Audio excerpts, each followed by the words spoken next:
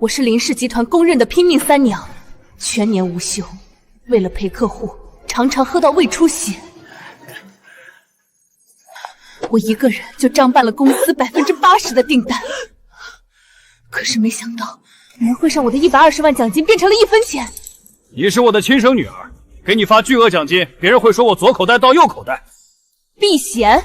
对，避嫌。我是销冠，全年无休，公司80%的订单是我一个人拿下来的。我知道，我陪客户喝到胃出血。之夏，我应得的提成加奖金120万，你给我1分钱，然后告诉我避嫌。这么多人看着你，闹什么回家我补你200块零花不行吗？公寓刚付完首付，装修工人的尾款还没结，3天之内不给钱，他们砸我的家。那点小钱，对你来说是小钱，对我来说是我攒了3年的全部。这次你的奖金给你妹妹，她小，做大让小的天经地义。林爸爸，宝宝好开心呀！宝乖，知夏姐姐，你不会生气吧？你说呢？林爸爸说了，你是姐姐要让着宝宝，而且你是林家大小姐，以后整个公司都是你的，还在乎这点钱吗？以后？对呀。以后是多久？1年、5年，还是等他死了以后？林之夏，我说错了吗？从小到大，你跟我说过多少次以后公司是你的？12岁第1名，你说以后；18岁保送，你说以后；24岁当销冠，你还是说以后，因为你在画饼。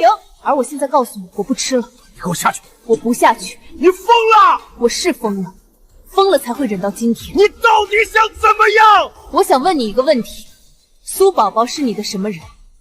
邻居老苏的女儿，一妇女，孤儿寡母不容易。邻居家的女儿。对。好，那我再问你，我是你的什么人？你是我亲生女儿。亲生女儿，销冠1分钱。那是因为要避嫌。邻居家的女儿不是销冠，只会泡咖啡，20万，马尔代夫双人游。她哄我开心，这情绪价值不值钱吗？值，当然值。我全年无休，拿下80%的订单，陪客户喝到胃出血，比不上他叫2声林爸爸。我不是这个意思。那你是什么意思？说不出来了？那我听你说，我的努力不值钱，我的付出不值钱，我这个亲生女儿不值钱。之夏，别叫我避嫌是吧？既然我是亲女儿，让你这么为难，你敢？我走。离了林氏，我看你怎么活。那就试试。没有我，你什么都不是。3年前我也是这么以为的，我以为没有你我活不下去，现在我才知道，没有你我才是林之夏。姐姐好凶，宝宝怕。让他滚！我看他能在外面待几天。我的亲生父亲用1分钱告诉我，我不值钱，我收了，但不是认命，是记账。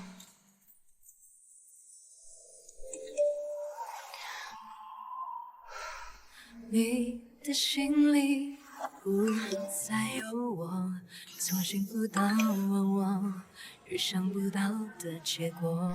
我刚刚受了那么大的羞辱，他第一反应是苏宝宝吓哭了。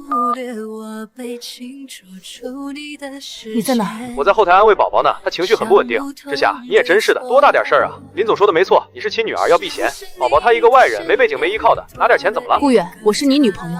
你又不缺钱，而且宝宝说了，他愿意把奖金分我1/10，让我买礼物哄哄你。你看，宝宝多懂事。顾远，我们分手吧。林之夏，你有病吧？就因为这点破事儿，你别作了行不行？宝宝刚才还跟我说，让我好好劝劝你，别让你跟家里闹僵。对了，既然要避嫌，那你这个靠我关系才进公司混日子的经理也该滚蛋了。我信以为这一句句刻在我心头，回来了忘不掉的痛。喂，林小姐，3天内不结清尾款，我们只能砸东西了。一时间我感到十分的疲惫。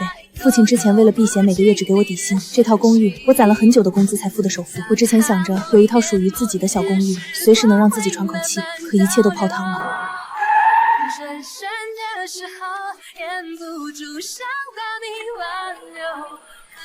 林小姐，有兴趣聊聊吗？陆总来看笑话？不，我看中了你的能力。林氏为了避嫌，给销冠发1分钱。我盛世不一样，年薪300万加项目分红。林小姐，有兴趣合作吗？林小姐，年薪300万加项目分红，成交。你说看星空看日落不如看我的眼眸。入职盛世后的这1个月，我忙得脚不沾地。我要证明给所有人看，离开了林建国的光环，我林之夏依然是林之夏。这就是林建国嘴里的情绪价值。商业战场是真刀真枪的厮杀，不是过家家。宝宝坐在我曾经的办公室里，嘟嘴比威。我待了3年的工位，就连背后的书架也是我亲手布置的。我冷眼看着，不知道你们还能开心多久。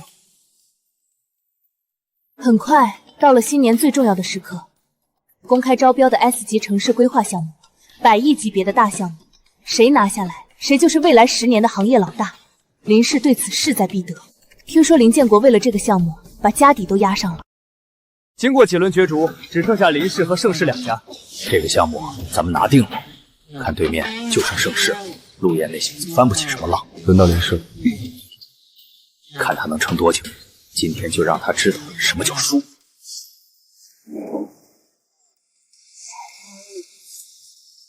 林氏怎么派这种人上来？林氏把竞标当成才艺比赛了。王叔叔好，我是林氏的吉祥物苏宝宝。我们的方案核心就是爱与和平，只要把项目给我们，宝宝保证每天都给大家送爱心早餐哦，么么哒。这就是林氏的方案。数据呢？预算呢？工期规划呢？那些数字冷冰冰的，多没意思呀！我们林氏主打的就是人性化，一个温暖。你看宝宝可爱吗？可爱就给宝宝投票嘛！这是竞标还是综艺海选？动员上去救场！够了！这是100亿级的市政项目，不是幼儿园汇演。下一个，盛世集团。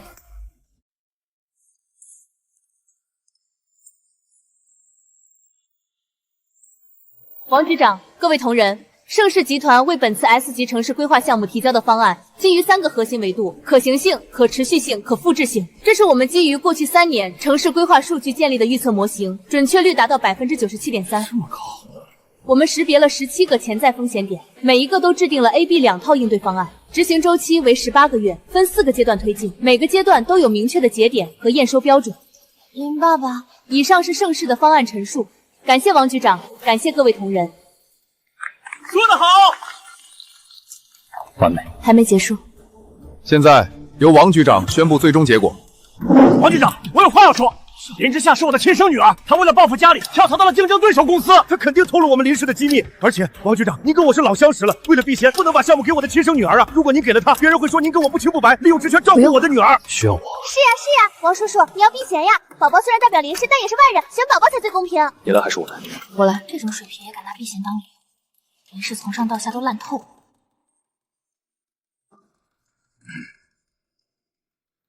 数据、模型、风险评估，每一样都经得起推敲。反倒是您，为了所谓的避嫌，打压亲生女儿，扶持一个邻居家的巨婴，甚至妄图用这种可笑的逻辑绑架别人。避嫌避的是私情，但我选盛世是公事公办，因为他们的方案比你们那个爱与和平强1万倍。我现在宣布，中标的是盛世集团。当之无愧。爸爸。你知道最讽刺的是什么？林建国为了那个苏宝宝把妻女儿100亿项目的赢家逼走了，结果妻女儿在盛世拿下了。走吧，回公司庆祝。这就叫自作孽。恭喜，100亿项目实至名归。尘埃落定，林氏集团因为这次竞标闹剧成了业界的笑柄，但我没有笑，因为真正的战场从来都不在一场竞标。在想，这一切才刚刚开始。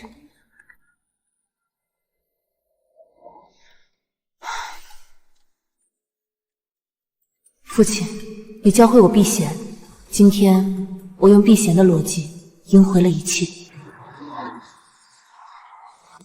之夏，你是不是觉得自己很能耐，联合外人搞垮自家的本事？林总，我想你需要搞清楚2件事：第一，我已经离职了，盛世是我现在的公司；第二，搞垮林氏的不是我，是你那个只会抱抱的苏宝宝，还有你所谓的避嫌理论。立刻马上去找张局长，你要退出这次竞标，并且推荐林氏接手。林总，你是还没有睡醒吗？那是100亿的项目，你当是菜市场买白菜，还要我自毁前程去诬陷盛世？爸爸这是在给你机会，现在发个立声明，我让给公司道个歉，让他镀个金。等我100年之后，我会考虑全部转到苏宝宝名下，到时候你1分钱都别想拿到。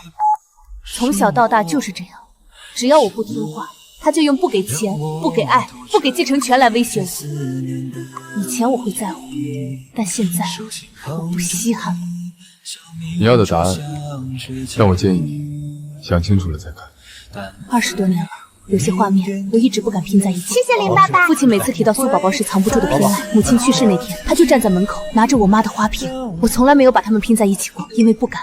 但现在答案就握在我手里。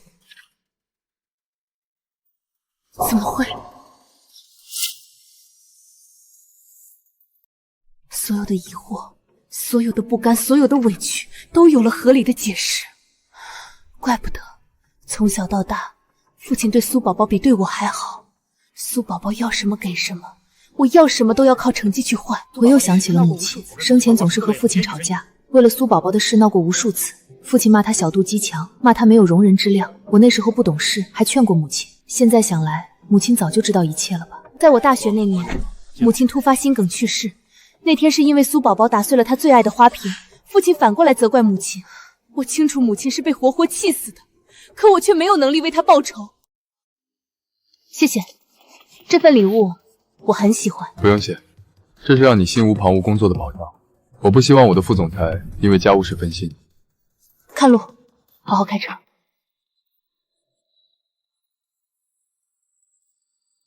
快到公司了。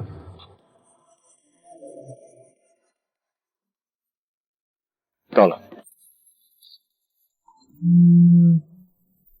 需要公关部处理吗？这点小事我自己还是能处理的。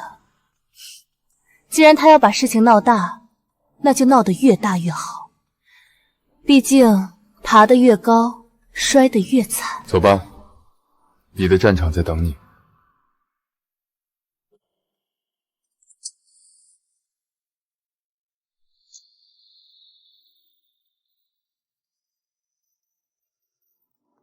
针对林建国的造谣，我直接放出了我的工作流进。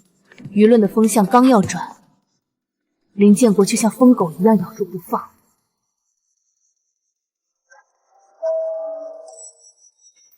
之下这孩子能力是有，就是心态野，每次闯祸都是为了保护他的自尊心。林总，这明显是造谣啊！那些所谓的失误明明是苏宝宝上周搞出来的，怎么把时间改成了去年？全是伪造的证据。你先去忙，我找陆总。陆总，供应商要来查岗，可能会影响盛世的声誉，您看怎么安排？朕不怕影子邪，让他们查，不仅要查，还要大张旗鼓的查。通知下去，明天盛世项目部对外开放，欢迎所有合作伙伴和媒体来现场参观。我们的项目管理是严格按照国际标准进行的，每一个环节都经过了精心的策划和执行。看来是我们多虑了，林总的项目管理确实很扎实。干得漂亮。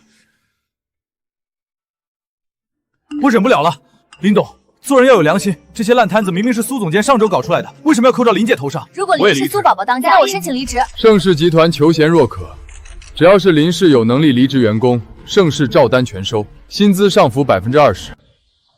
顾远哥哥，你快来帮帮宝宝呀！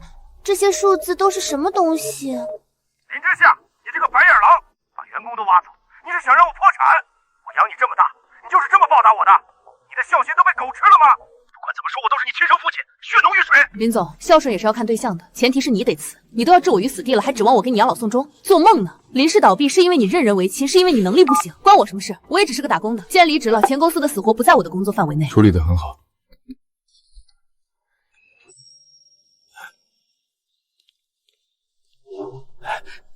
之夏，林总有话直说，我只有10分钟，还要回去开会。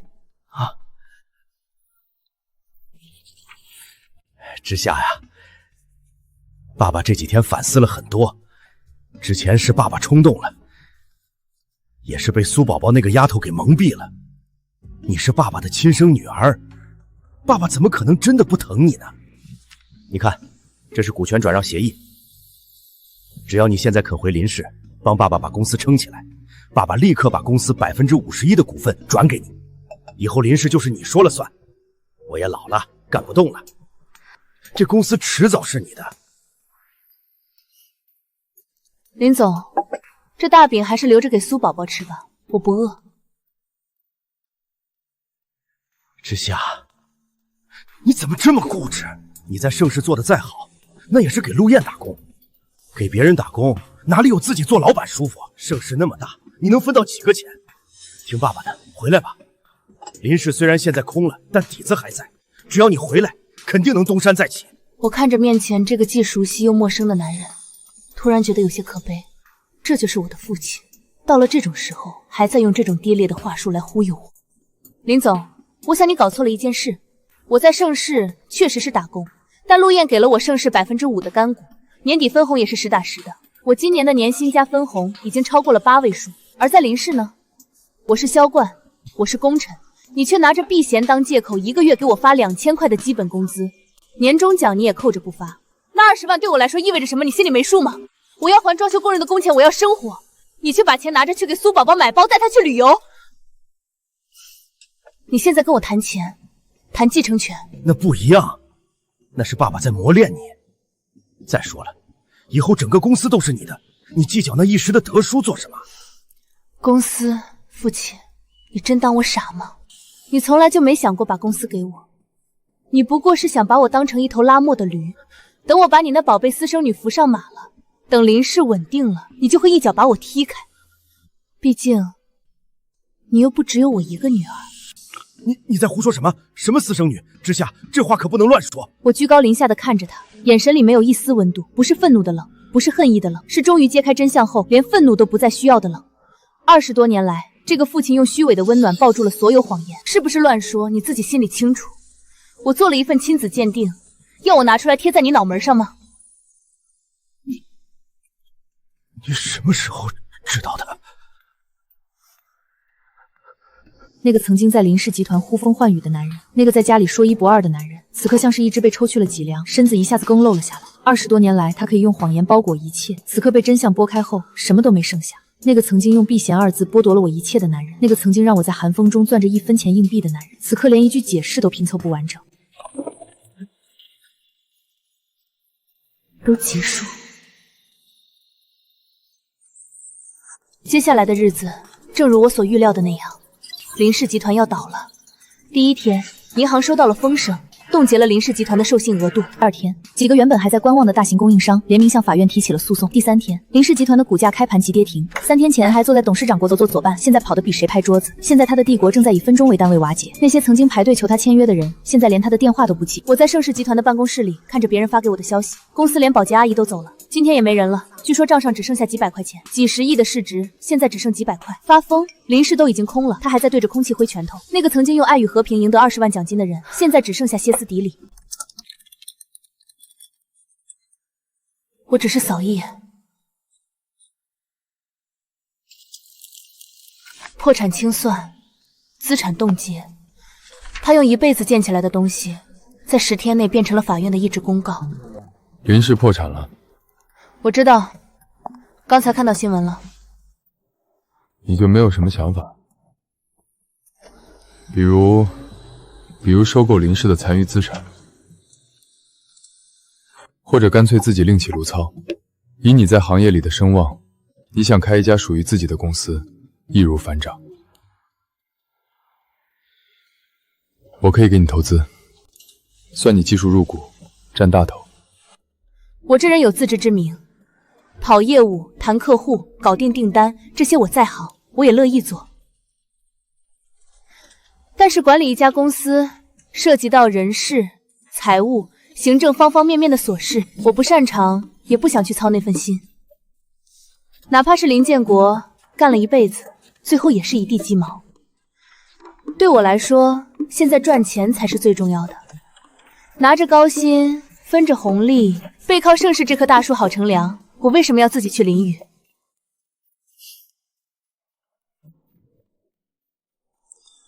你倒是人间清醒。很多人在这个位置上都会膨胀，想要当老板。当老板有什么好？风险大，压力大。我现在给陆总打工，天塌下来有陆总顶着，多舒服。既然你想得这么清楚，那盛世永远有你的位置。你的福利，只要我在一天，只会更好，不会更差。我在盛世待习惯了，多舒服。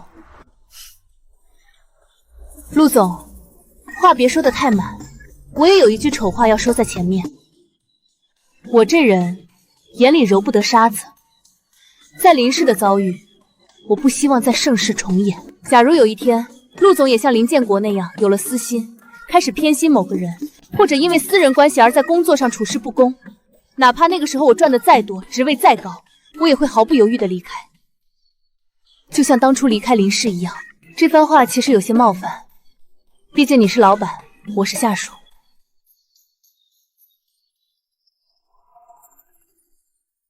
成交。盛世之所以是盛世，就是因为这里只看能力不看关系。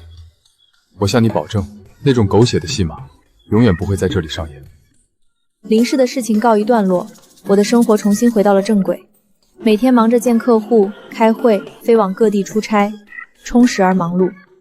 我以为他会拿着仅剩的一点养老金回乡下，或者在某个角落里苟延残喘。他死在了他最宠爱的人手里，为了一个包。我没有难过，只是觉得讽刺。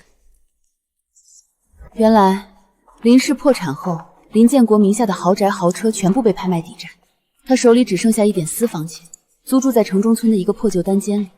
他曾经用1分钱告诉我不值钱，现在他用20万告诉他也不值钱。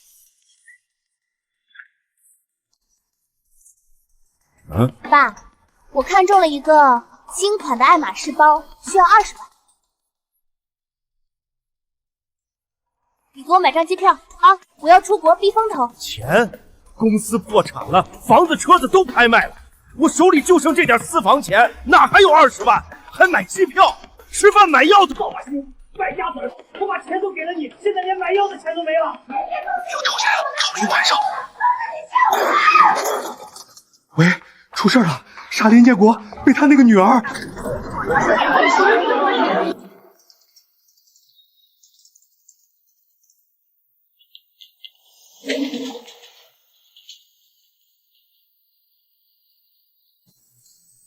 不管怎么说，从法律层面上，我还是他的女儿，哪怕口头上是断绝了关系，收尸这种事总得有人去做。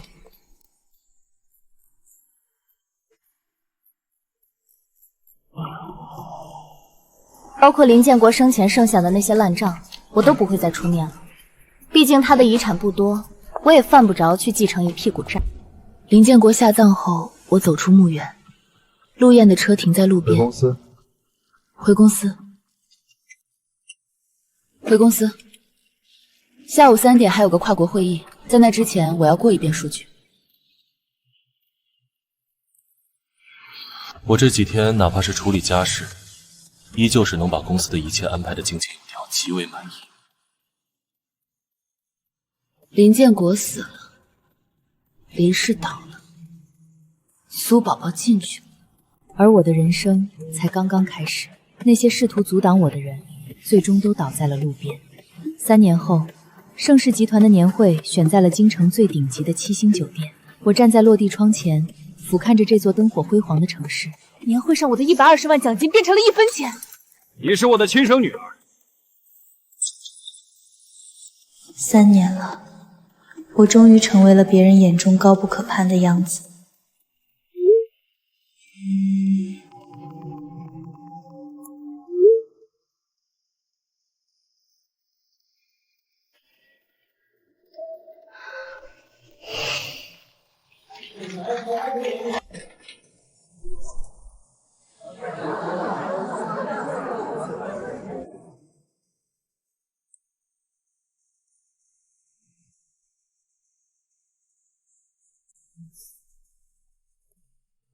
下面有请盛世集团执行总裁林之夏女士为大家揭晓本年度最大的战略规划。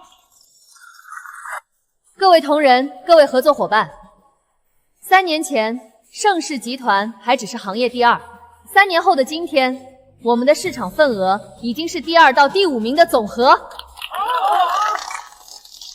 但这还不够，因为我答应了陆总，要在3年内带盛世坐上行业第1的宝座。我林之夏说到做到，所以今天我要宣布2件事。盛世集团从今天起正式更名为盛世控股，我们将不再是单一的地产公司，而是横跨4大领域的综合性商业帝国。第二，盛世控股旗下将成立一个全新的子品牌，名字就叫之夏资本，由我林之夏独立控股、独立运营，注册资本10个亿。独立控股，这意味着我不再是给打工，而是真正的拥有了自己的商业帝国。这是盛世控股转让给你的15%股权，从今天起，你不只是我的副总裁，你是我的合伙人。他从当初那个递给我300万年薪 offer 的总裁，变成了真正意义上的合作。15%的盛世股权，那可是上百亿啊！他就不怕他拿了股权，带着之夏资本脱离盛世？这林之夏到底给陆燕灌了什么迷魂汤？听说他们俩在一起了，该不会是……别瞎说，林总从来没靠过男人。当初林氏那么大的项目，都是他一手拿下来的。3年前，有人说离了林氏，我什么都不是；有人说女人就该乖乖听话，等着继承家产；还有人说我林之夏的一切都是靠父亲。今天我站在这里，想告诉所有和当年的我一样，正在经历不公平对待的人，不管是职场歧视，还是家庭 PUA， 不管是亲生父母的偏心，还是所谓避嫌的借口，请你们记住，真正属于你的东西，从来不需要靠谁的施舍，能力才是这个世界上最硬的通行证。第1排角落里的一个空位，那里原本应该坐着我的母亲。3年了，我终于替母亲，替那个被苏宝宝气死的女人报了仇，也替那个曾经被1分钱年终奖羞辱的自己找回了尊严。明天有空吗？有个地方想带你去看看。第2天清晨，他开着车带我来到了城郊的一处墓园。怎么想到来这里，他没有回头，步伐不快，像是走过无数次。我看着他的背影，食盒在他手中稳稳提着，我能看到他的手在食盒提上微微收紧。他将食盒放在墓碑旁，然后蹲下身，用手轻轻拂去碑面上的尘褥。看着墓碑上那张和陆燕眉眼相似的照片，我突然想起父亲去世前也曾这样看着母亲的照片，用手指轻轻拂过她的眉眼。父亲2005年，那年他应该才15岁。红烧肉、糖醋排骨、清炒时蔬，都是很普通的家常菜。妈，我来看你了。这是我女朋友，她叫林之夏。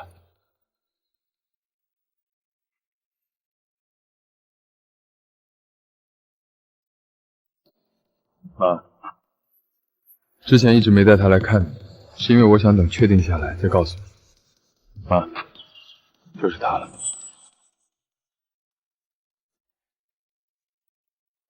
林之夏，这3年来，我看着你从林氏的销冠变成盛世的顶梁柱，我看着你被亲生父亲背叛，却依然选择善良，我看着你明明可以靠我，却偏要靠自己。我喜欢你。从3年前那个冬夜，你攥着1分钱硬币，红着眼眶却倔强的不肯掉一滴泪的时候，我就喜欢你。我知道你不需要婚姻来证明什么，你也不需要靠嫁人来获得什么，但我还是想问你，林之夏，你愿意嫁给我吗？不是作为盛世的老伴娘，而是作为陆燕的妻子，作为我妈妈未来的儿媳妇。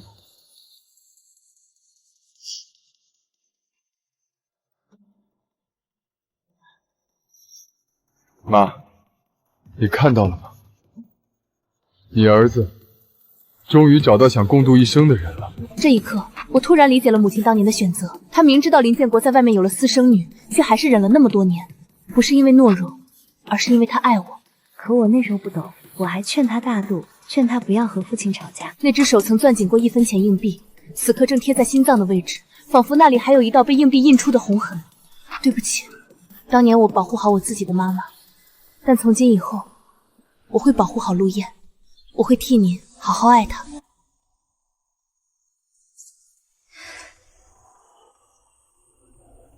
走吧，带你去个地方。我认出了这里，我记得那个地址，我在盛世的办公室里批过上亿的合同，而这里，一个与他命运纠缠了20多年的女人，正在靠捡这些活下去。我想起了奶奶，她也是这样，在城市的角落里努力地活着。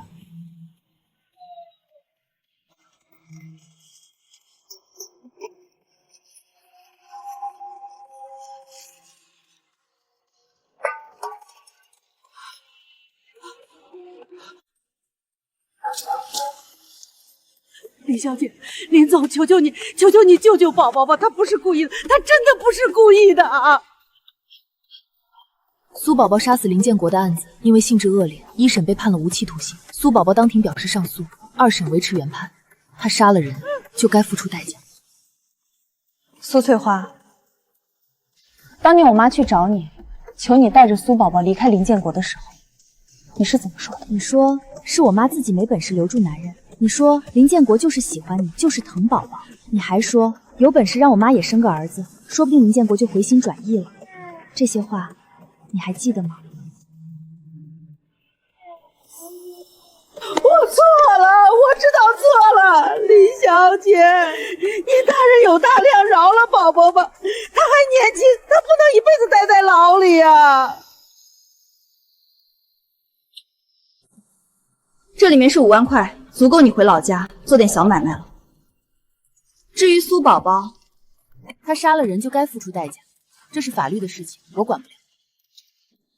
你要怪就怪你自己，是你把他教成了那副样子，是你告诉他，只要会撒娇，会讨好男人，就什么都能得到。也是你默许他叫林建国林爸爸，现在他变成杀人犯，你才是罪魁祸首。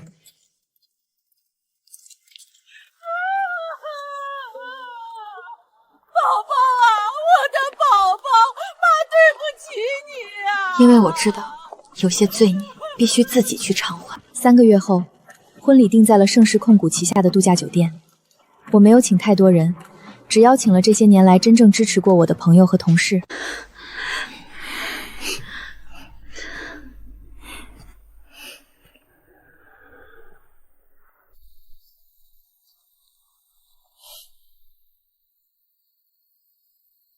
外婆。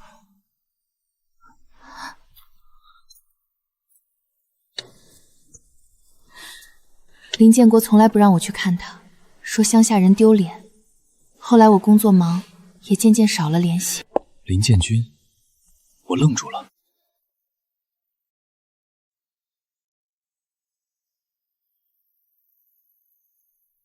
夏夏，外婆来给你送亲了。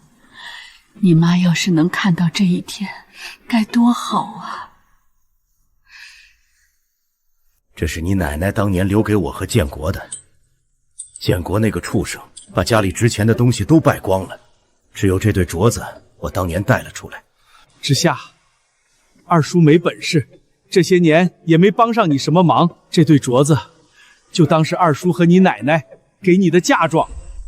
是奶奶留给我的。小璐，我家夏夏命苦，从小爹不疼，娘走得早，但她是个好孩子。外婆，您放心。外婆，我答应你，我会用我余生的每一天，让之夏幸福。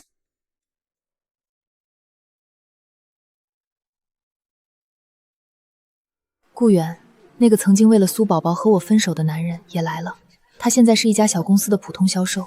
据说苏宝宝出事后，他第一时间撇清了关系，但因为没有真本事，这些年一直混得不怎么样。他坐在角落里，看着台上的我。有些人注定只是过客。在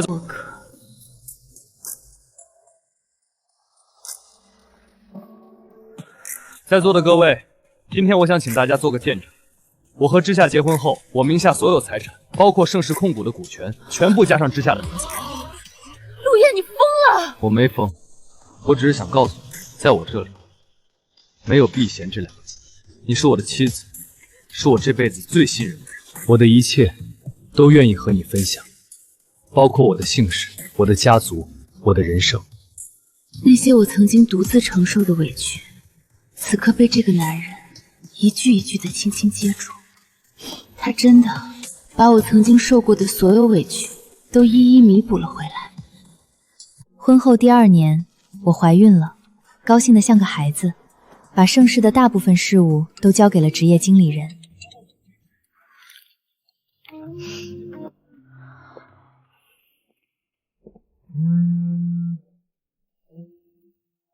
请问是林之夏女士吗？这里是医院，有位叫苏翠花的病人指名要见您，她说有很重要的事关于您母亲的。怎么了？苏翠花，她要见我。你去吗？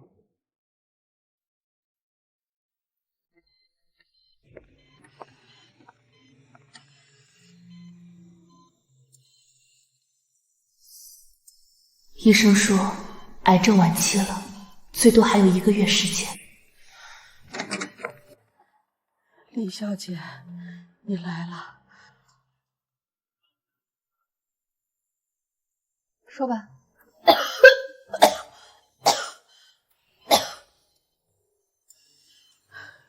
你看看，这是宝宝的出生证明，我新就医了。什么意思？宝宝不是林建国的孩子。你说什么？当年我和林建国确实有过一段，但那时候我已经怀了宝宝，孩子不是他的。我贪图他的钱，骗他说是他的，他信了，因为宝宝长得像他，其实只是巧合，他这辈子就信了这个。林建国，我的父亲，为了一个不是自己亲生的孩子，打压亲生女儿，冷落发妻，把公司拱手送人，最后落得孤身一人，众叛亲离的下场。他这一辈子到底图什么？你为什么要告诉我这些？也许有些事连老天爷都看不下去了。我骗了太多人，骗林建国，骗宝宝，骗我自己。我不想带着这些谎话进棺材。林小姐，你母亲的死跟宝宝没有关系，她心脏一直不好，那天犯了病，送到医院已经来不及了。宝宝那天确实在家，但他只是个孩子，吓傻了，什么忙也帮不上。我拿这件事吓唬过你，说宝宝推了他，那是我编的。我想让你恨宝宝，让你觉得你欠他一条命。可我现在想明白了，我编了一辈子的谎，最后什么都没得到。宝宝在牢里，我在病床上，林建国死了，你呢？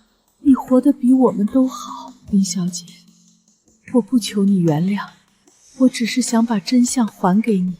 你妈不是任何人害的，她是病死的。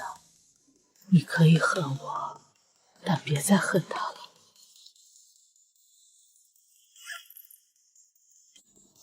苏翠花，你是个骗子，但你最后这一句是真的。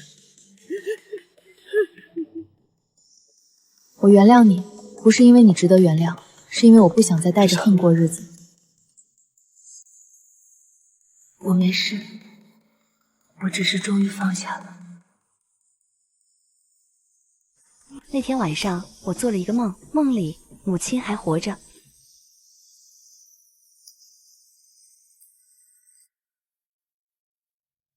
妈，对不起，我以前不懂你，还劝你大度，我就是初夜里还什么没引起的男儿。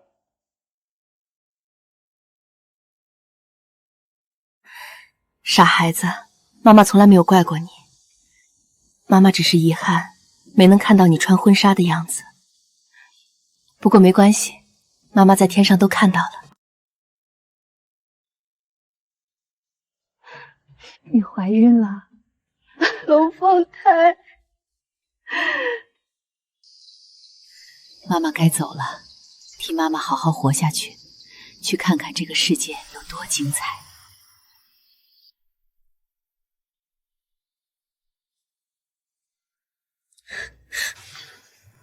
做噩梦了？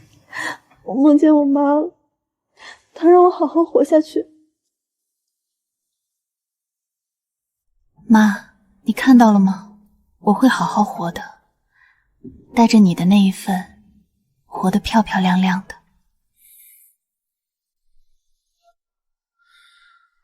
那一刻，我终于明白，所谓放下，不是忘记，是不再让过去绑架你的未来。又过了5年，知夏资本已经成长为行业前3的投资机构。我作为创始人和董事长，登上了福斯女性富豪榜。林总，回顾您的人生经历，从被亲生父亲用1分钱年终奖羞辱，到如今身家100亿，您最想对当年的自己说什么？我想对那个攥着1分钱硬币，站在寒风中不知所措的女孩说：别哭，你受过的所有委屈都会变成未来的勋章，那些试图阻挡你的人，最终都会倒在你前进的路边，而你会活成他们这辈子都仰望的样子。谢谢。8年前，我揣着仅有的积蓄，从那个小县城出来的时候，从来没想过会有今天。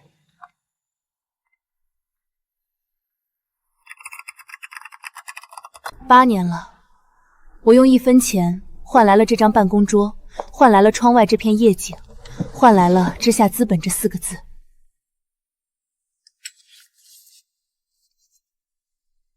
还在办公室，孩子们被外婆接去小住了，今晚只有我们2个。